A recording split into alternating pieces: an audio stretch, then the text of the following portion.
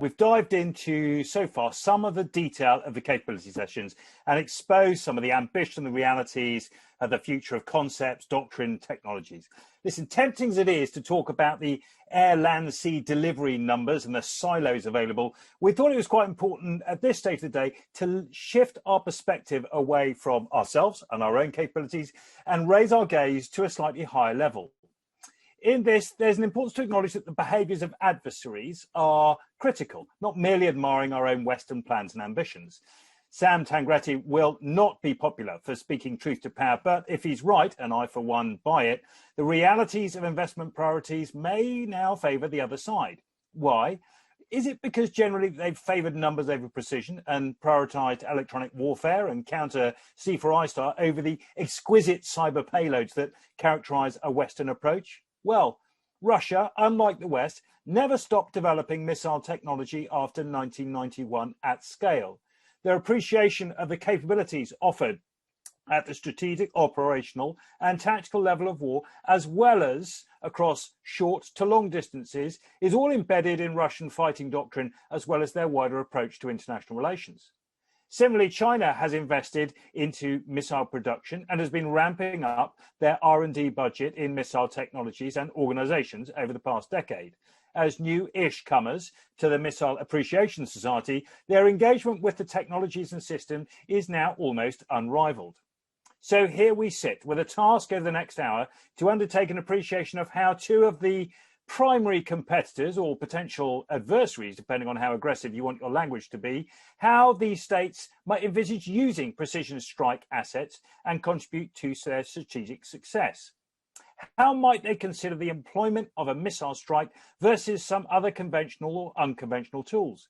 Is there a Russian or a Chinese concept that delineates kinetic strike from non-kinetic ones like EW or the much hyped cyber delivery payload? We have two world-class speakers lined up to tackle this smorgasbord of questions for you. First up will be Brad Roberts, a good friend of the Institute and well known to delegates of this conference. As a refresh for those and as an introduction to the newer members of this community joining us today, Brad should not be confused with the lead singer of the Crash Test Dummies, but is in fact Brad Roberts, Director of the Centre of the Global Security Research at Lawrence Livermore National Laboratory in California. From 2009 to March 2013, he served as the Deputy Assistant Secretary of Defence for Nuclear and Missile Defence Policy. In this role, he served as the Policy Director of the Obama Administration's Nuclear Posture Review and the Ballistic Missile Defence Review. From 2013 to 2014, Brad was Consulting Professor and the William Perry Fellow at Stanford University. But prior to joining the Obama administration, Brad was a member of the research staff and an adjunct professor at George Washington University. Brad's recent paper on China's strategic future is just out in a book edited by James Smith and Paul Bolt, titled China's Strategic Arsenal, and is worth looking at. And that's all great, but probably more accessible to most of you will be a short paper that Brad wrote in War on the Rocks in September last year about the need for a blue theory of victory, which is based on a longer, less well-read paper, but equally compelling and also free to view, published at the Lawrence Livermore National Laboratory in June 2020. After Brad, we're going to hear from Michael Kofman. Michael serves as the Director of the Russia Studies Programme at CNA and as a Fellow of the Keenan Institute Woodrow Wilson International Centre in Washington, D.C. Now, Michael focuses on Russia and the former Soviet Union, specialising on the Russian armed forces, military thought, capabilities and strategy. Previously, he served as the Programme Manager and Subject Matter Expert at the National Defence University. He's a senior editor at War on the Rocks. He regularly authors articles on strategy, Russian military, Russian decision-making, and related foreign policy. He runs a personal blog on the Russian armed forces at russianmilitaryanalysis.wordpress.com. And he's just recorded a stunning episode of the hugely successful Western Way of War podcast with me that should be released next week. Michael is a regular guest at RUSI events for very good reason. So after we've heard both speakers, we're into the usual question and answer session. Line them up in the usual place on the Conference Plus platform. You know where they'll be, and I will get them. So, Brad, will you start us off? Peter, thank you so much. Do you hear me? Loud and clear. All right, thanks. I'm a little perplexed that it's only British MOD-related audiences that recall that there's another Brad Roberts associated with a rock and roll band. It's the only audience I ever hear that from, but there you go.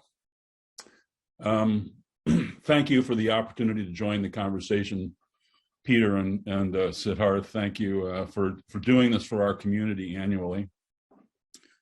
I was teed up to make some remarks on a U.S. perspective on the strategic context. I'd be delighted to talk to the Chinese context in the Q&A portion. I've done a lot of work on and with the Chinese on these questions. And I should be clear at the start that I'm speaking for myself. These are my personal views. I'm not here representing any organization or any of its sponsors. And I'm going to pick up on the word strategic, which is used, it's a word with great flexibility in our community. The word strategic is used with a great many different meanings. And on our agenda, there are 4, and I've got a comment on each. The first usage, of course, is from the title of this panel, strategic context. From a U.S. perspective, this context has evolved as the security environment has changed. Our first big discussion from a national perspective of long-range conventional prompt strike was brought to us by Saddam Hussein. The wake-up call in the 1990s, the fear that we faced new adversaries who were not deterrable and that might employ their WMD and long-range missiles, and the revelation at the time that the only non-nuclear precision long-range strike, the only non-nuclear precision strike option was neither prompt nor long-range. Our only prompt long-range precision strike capability was nuclear armed, and policymakers were wary of threatening nuclear preemption against rogue state WMD use, believing it might not be effective. That context obviously passed. Then came another context, the effort to engage in conventional substitution to reduce our reliance on nuclear weapons. This was, of course, remembered as an Obama administration hallmark, but in fact, it began earlier. And this context roughly came to an end with the recognition that whatever the U.S. might do with conventional weapons to reduce its reliance on nuclear weapons, Russia and China couldn't follow suit. Our shifting of the threat to them from a nuclear arsenal to a conventional strike capability wouldn't reduce their nuclear requirements. This wasn't going to get us very far in reducing their reliance on nuclear weapons. Then, of course, there's the post-2014 context, the one we live in today, the possibility of war with Russia or China resulting from their efforts to roll back regional security orders they dislike.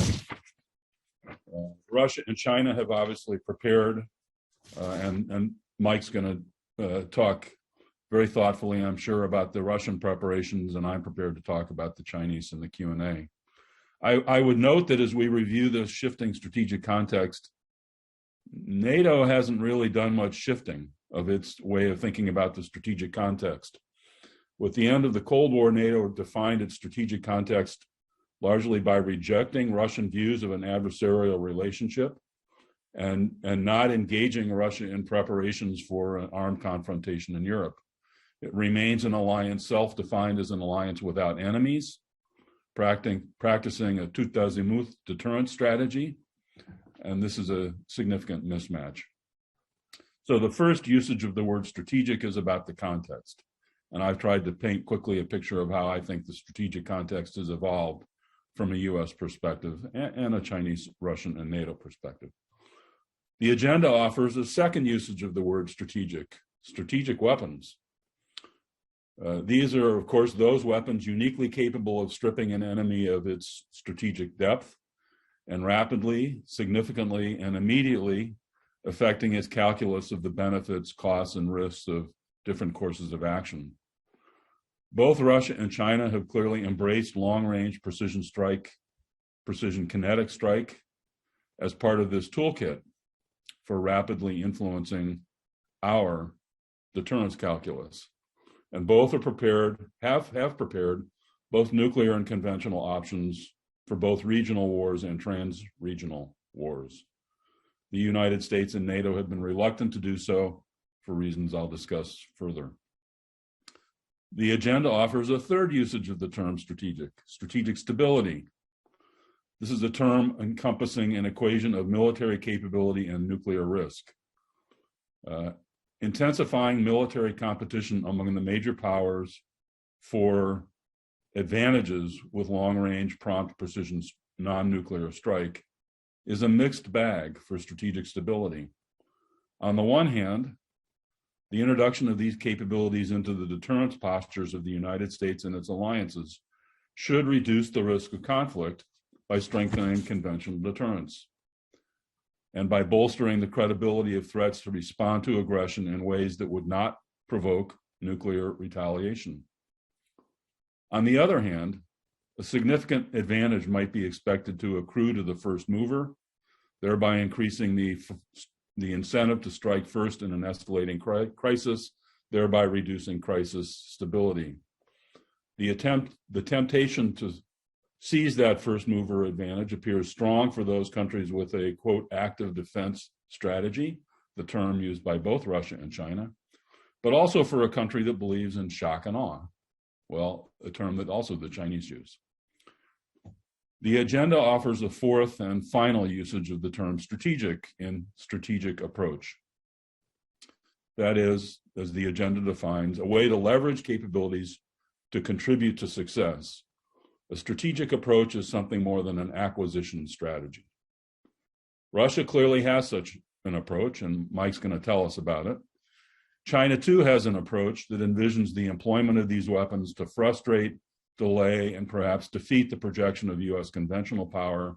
And equally importantly, and not much discussed so far, I think, in these proceedings, at least the portions I've been able to hear in my early West Coast hour, is to break the will of U.S. allies to support the U.S. war effort, to use these capabilities to split the allies from each other and from the United States. Russia and China have strategic approaches. The U.S. approach has been slow to take shape. It's been glacial.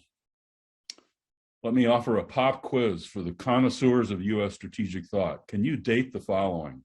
Quote, to respond to conventional aggression, we need the capability for counter-offensive operations deep in enemy territory.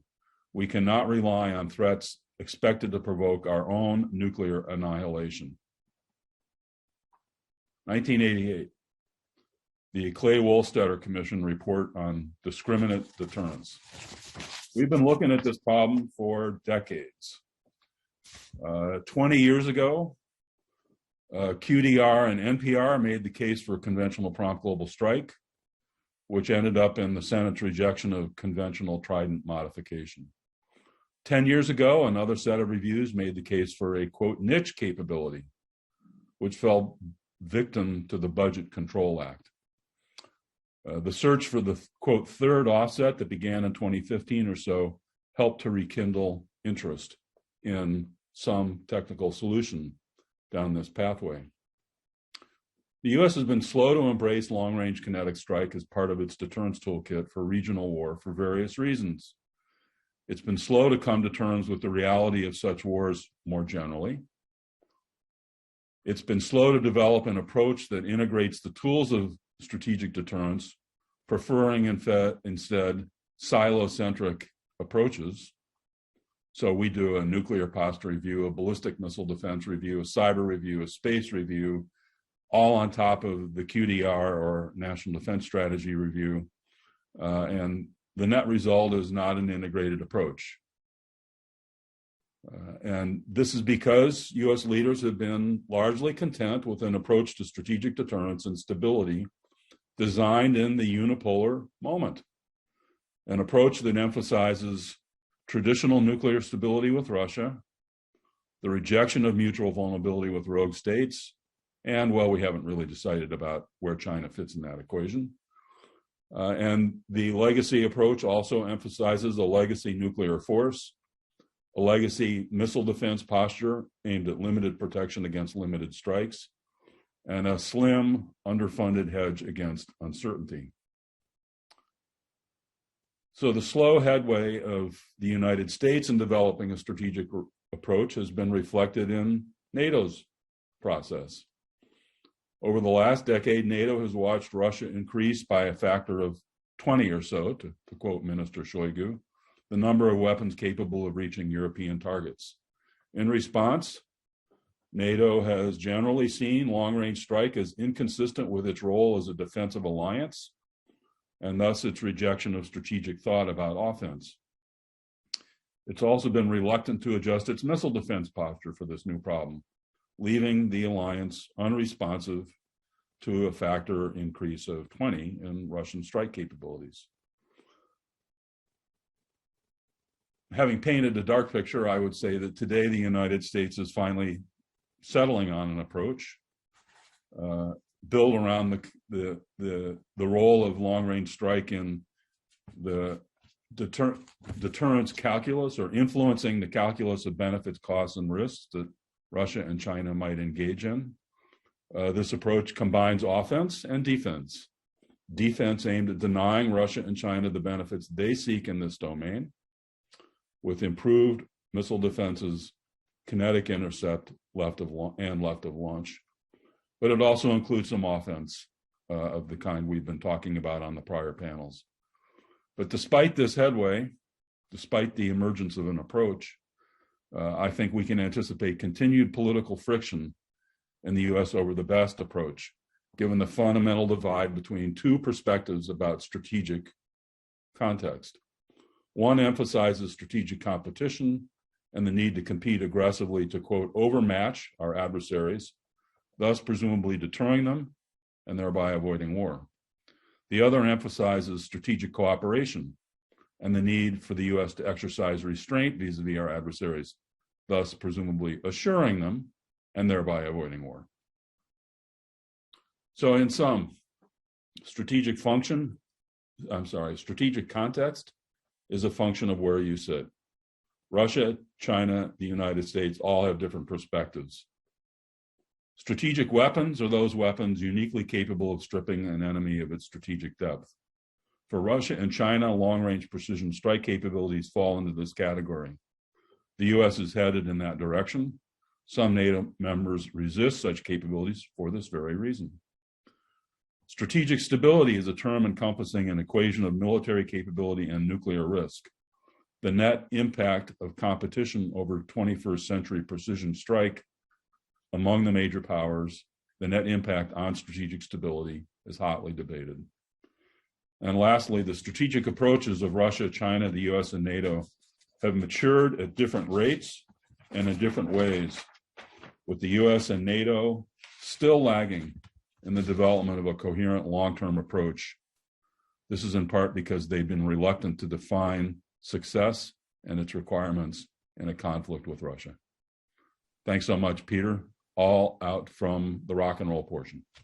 Brad, thank you very much. I mean, you have achieved in that short intervention the first objective of the panel, which was really to raise our gaze to the strategic level. So thank you very much for that. But I will, after Michael has had his say, come back to you immediately afterwards to get your take on the Chinese approach to this and some comments on that. But in the meantime, let's go straight over to Michael, who again it's pretty early for, and get his remarks. Oh, thanks, Peter. Yeah, not as early for me as it is for Brad, but nonetheless, thanks for the kind invitation. My job here is to offer context for Russian precision strike development, situated first in military strategy, which in Russia provides the key tenets for theory and practice of modern warfare, a little bit of operational art, and then leading strategic deterrence concepts. That's what I'll try to do until Peter cuts me off here at some point, so we'll see how far I get. I have a brief PowerPoint I'd like to show people just with some graphics. Most of these will be either Russian graphics or translated Russian graphics into English. So I'm going to do that now, and hopefully it'll work. Okay, so if I'm right, you're probably seeing a PowerPoint right now with a nice slide. Yeah, that's good. Excellent. Okay, so first, let me start with Russian strategy of active defense that Brad alluded to, which is what the Russian military calls a strategy today. And what does that mean? China may also call it strategy of active defense, but these words don't necessarily have the same meanings in both Russia and China.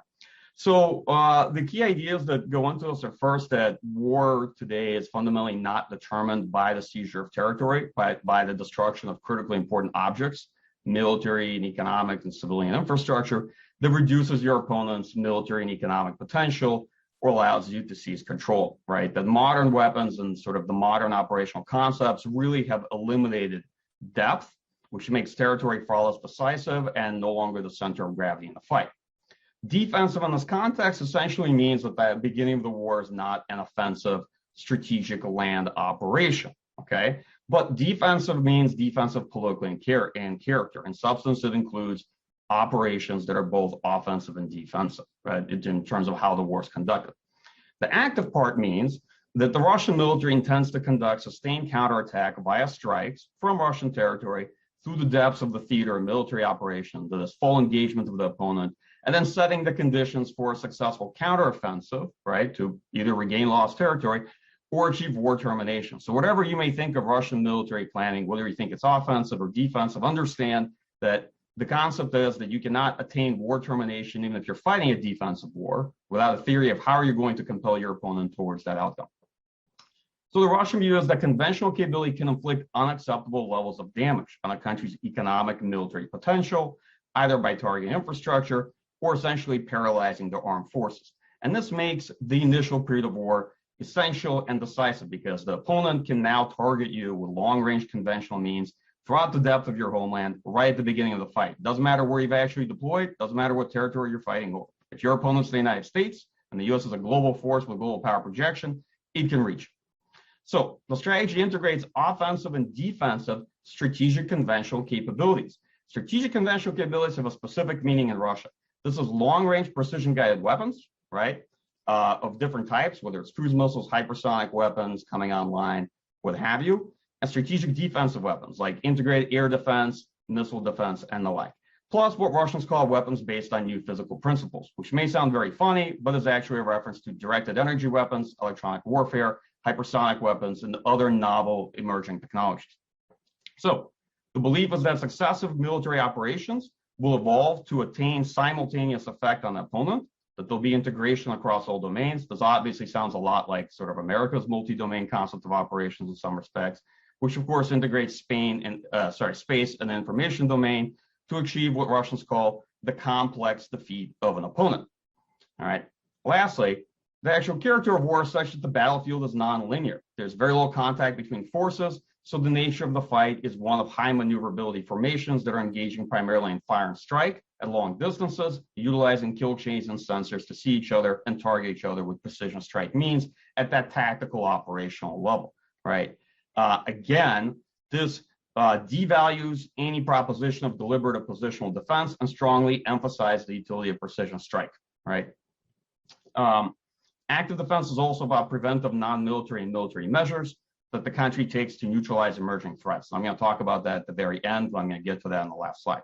So briefly, this is a threat slide from Valery Gerasimov, and this here will show you, for example, U.S. surface action groups targeting the depth of Russia with long-range land attack cruise missiles. The little blue circles around our ships are missile defense threats, right? So this combines the threat posed both by missile defense, which is able to intercept part of Russian theater strike, as you see it happening at the bottom of the slide, and also the prospect of U.S. long-range strike in depth. There are lots of slides that look like this from Russian general staff. I just happened to pick this one. I'm going to show you a different one later on. All right. Next, key tenets and operational concepts. So the kind of what we can glibly call Russian modern way of war is premised on the ability to basically premised on targeting the opponent's ability to either sustain the fight in theater or their political will to fight, right? And this means engaging them both in the theater military operations and their homeland.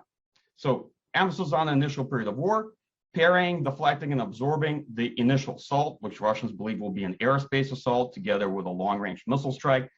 Bottom right there is a Russian threat slide. If you believe that there's something Russians don't know about our tactical capabilities, how they're organized, or the order in which they come, you're very wrong. They spent nothing but decades studying the U.S. way of war and seeing what the U.S. does to other countries. So they actually have a pretty good sense of how all the pieces come together and what we can do to them. They're not all confused about the subject.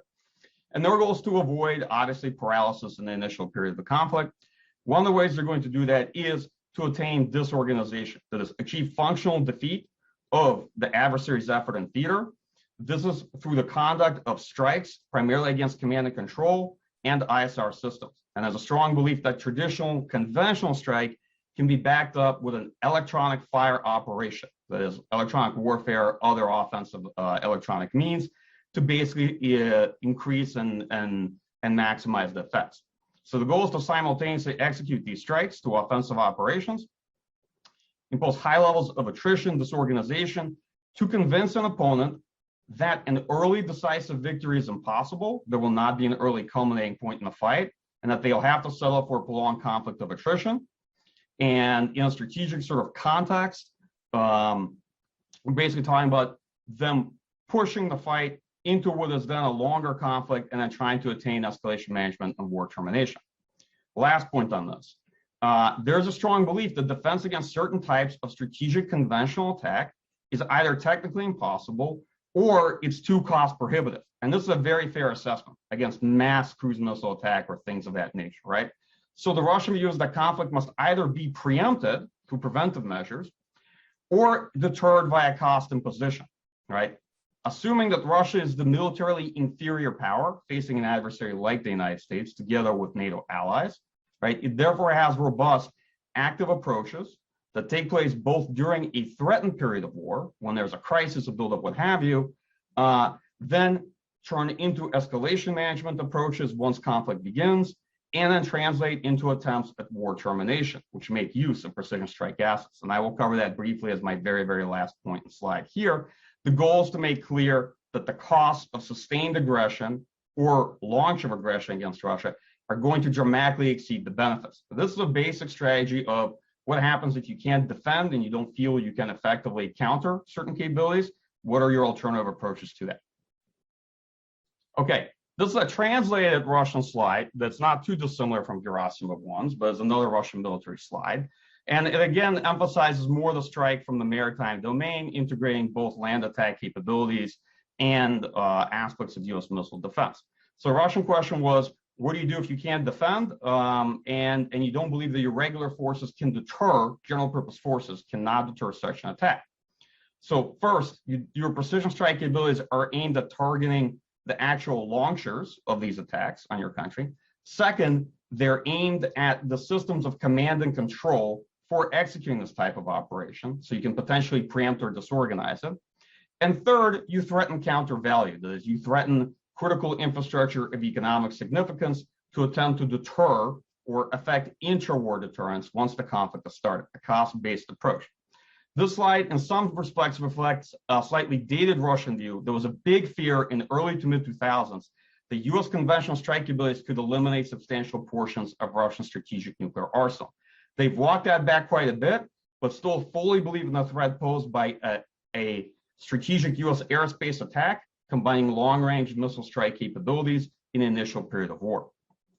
Okay, and that's my last slide, and this regards the key integration of precision strike in Russian strategic deterrence concepts, right? So the goal is to essentially threaten vitally important infrastructure during a threatened period of war crisis, okay? And in the initial period to execute single and group strikes with initially conventional precision strike means against economic, military, critically important objects. What is this approach in practice? First, it is a dosing approach. It is iterative. That is, there are several, it's not a one strike or a single strike with one weapon or multiple. It is dosing and iterative with opponent. Second, the objective is to inflict what Russian military calls deterrent damage. Deterrent damage is damage that is subjective and tailored to the opponent. Obviously, it may take more damage against the United States than it may take, I don't know, against Sweden. Second, its key components are material damage and psychological damage. They're looking specifically to use precision-guided weapons to not just inflict material damage against critical infrastructure, but the psychological effect that it'll have. The goal is to target political and military leadership and to target the coalition of the states themselves to see if a cascade effect can be achieved within the coalition, okay? The targets will be kind of divided in different groups. One way to think of them as active military targets, passive military targets, and economic targets. These typically include, as a group, the key administrative centers or command and control targets that belong to the state, the armed forces, and those in theater. They often focus first on space-based ISR and ground-based command and control for space-based layer of reconnaissance and surveillance, along with other key command and control centers for strategic ISR assets. They also include key objects that belong to the economic system, such as non-nuclear power plants, infrastructure, and the like. And finally, key facilities where U.S. strategic conventional weapons are based, or the command and control for these capabilities that Russians believe the United States will employ against them, along with kind of the things that are central to U.S. logistics and the U.S. ability to actually project military power in the theater of military action. If you're interested in the subject, I strongly recommend the report put out last year by my organization, our team at CNA, on Russian strategy for escalation management. You can get a lot more in detail there. It's published on our website. Okay, so with that, I'd like to conclude. This, by the way, is an older slide of what Russians call America's prompt global strike concept. And this features a direct attack from the United States homeland against the Russian homeland. The blue rings are our missile defense rings, as you can't tell. And this is another one of the many scenarios of when you say prompt global strike to Russia, what they picture is an early on attack degrading the strategic conventional capability. This is one example of a lot of the thinking of the last 10 years.